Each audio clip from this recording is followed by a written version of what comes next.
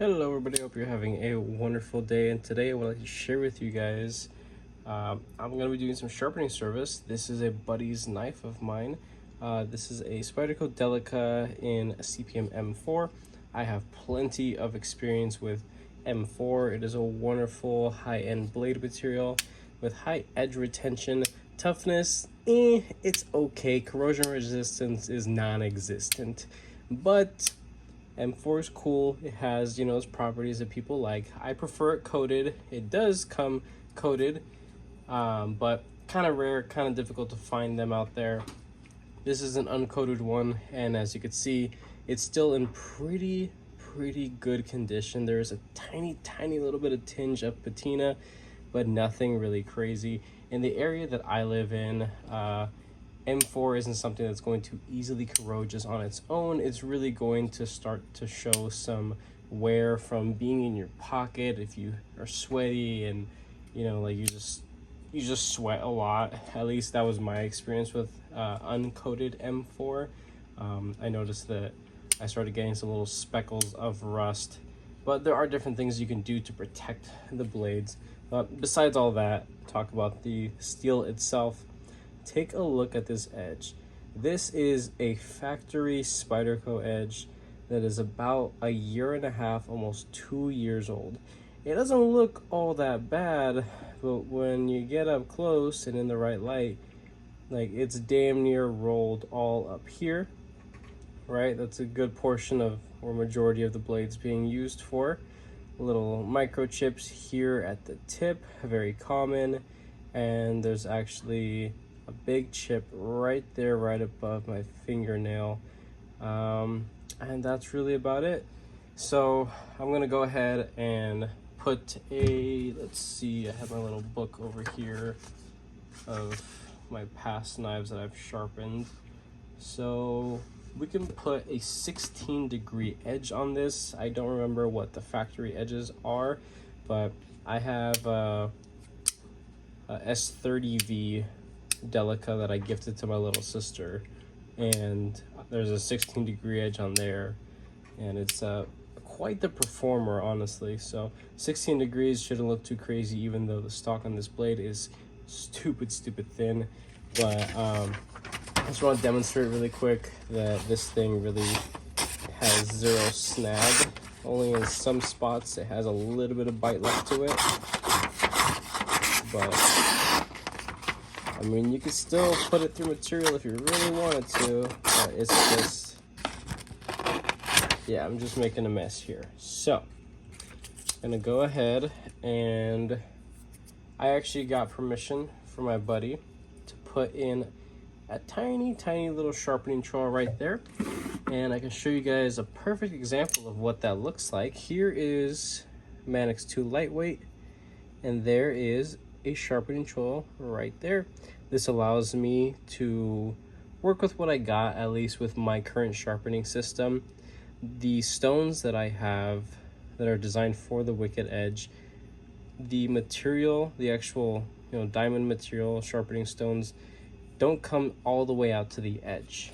And an issue that I run into is that, especially with knives that have, I mean, let's face it, horrible edge termination, like Spyderco does on practically all their knives, you see that there is nothing, and I would be hitting this down here, and I don't want to mess any of this up.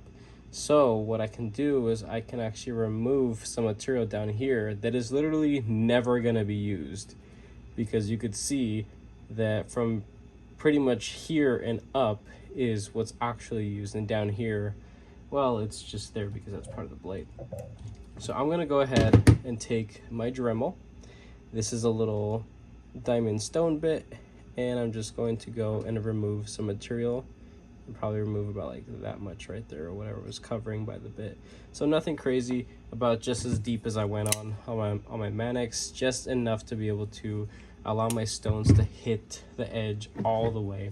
And this is an example of one of the stones that I have. As you can see, these are pretty nice stones, but the biggest design flaw, honestly, is that they don't come all the way out to the edge. So I kind of have this little bumper of plastic that keeps me from actually hitting all the way back. You can see that gap right there.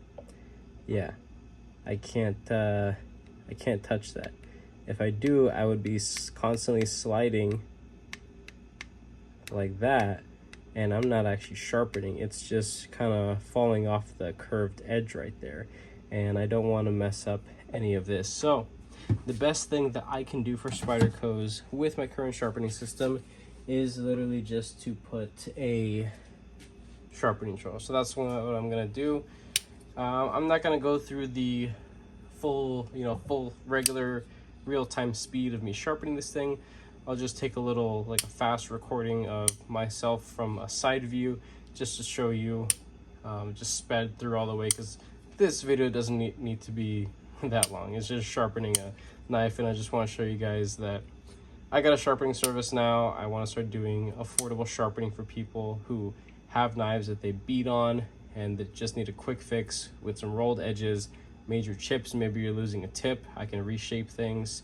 Low angled, high angle, coarse edge, fine edge, whatever you want, I can do that for you pretty much. The only major thing that I'm not able to do at the moment are major recurves.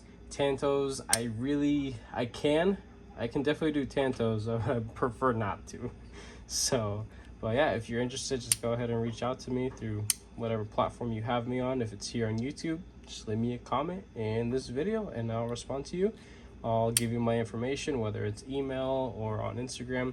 Those are really the only places that I prefer to communicate to people on. I'd rather not have my my phone number out there, but if that's the only way that you are willing to get in contact with me, then it is what it is. So, but obviously be respectful with that information, of course. So, but preferably Instagram. I'm on there constantly. If you're not a fan of that platform, then you're kind of limited in how we're able to communicate, so just keep that in mind. But yeah, all right, so I'll show you guys what it's all about to use this Wicked Edge sharpening system. It's pretty straightforward. It's pretty fun once you get used to it.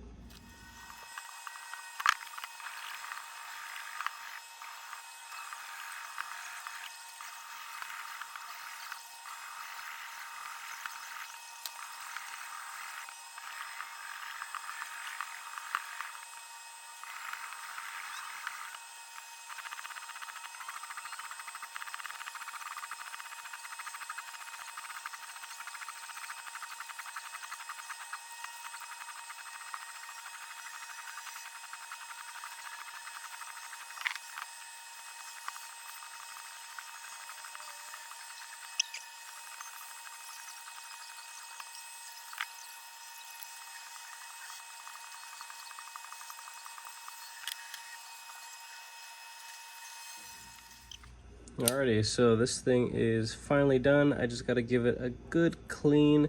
There's still some leftover Sharpie from when I started the process, but as you can see, the bevel is beautifully even all the way down to the tip. Done my sharpening choil. It looks huge on this Delica, but it's because it is a relatively small knife in comparison to the Manix 2 that I showed as an example. On this side as well, as you could see, the glint from the edge is consistent all the way out to the tip. Back there, right here, right above the sharpening choil. And that's pretty much it. I didn't progress all the way up to as far as I can go. What I put on here is a 16-degree edge, 400 grit, and then some light stropping. Nothing crazy. What this, I guess, recipe is, with the experience that I have with M4 at different thicknesses behind the edge, M4 is just better with a coarser edge. So 400 grit is good to go. The bite to this blade should stay for quite a bit of time versus if I went to 600, 800, 1000, up there. But yeah, so it's freaking beautiful now.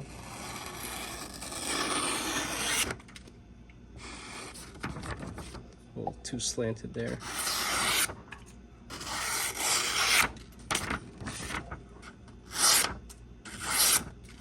And then in the middle. Nice, nice. Closer back here. Very clean, very consistent.